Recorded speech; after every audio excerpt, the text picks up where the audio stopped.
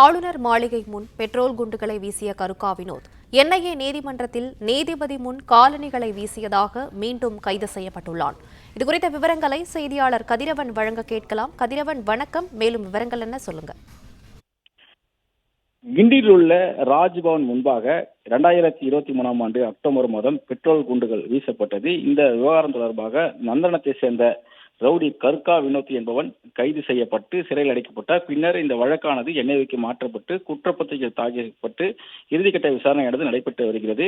இது தொடர்பான விசாரணைக்காக இன்று பூந்தமல்லியில் இருக்கக்கூடிய என்ஐஏ சிறப்பு நீதிமன்றத்திற்கு கர்கா வினோத் நீதிபதிகள் முன்பாக ஆஜர்படுத்தப்பட்டார். அப்பொழுது எதிர்பாராத விதமாக அவர் காலில் அணிந்த 2 காலணிகளும் ஒன்றன் பின் ஒன்றாக நீதிபதிகளை நோக்கி வீசியுள்ளான். ஒன்று மேஜையின் முன்பாகவும் மற்றொன்று நீதிபதிகள் முன்பாக விழுந்திருக்கிறது. இதனால் அதிர்ச்சி அடைந்த நீதியரசர் மற்றும் போலீசார் அவனை அங்கிருந்து அப்புறப்படுத்தியிருக்கிறார்கள்.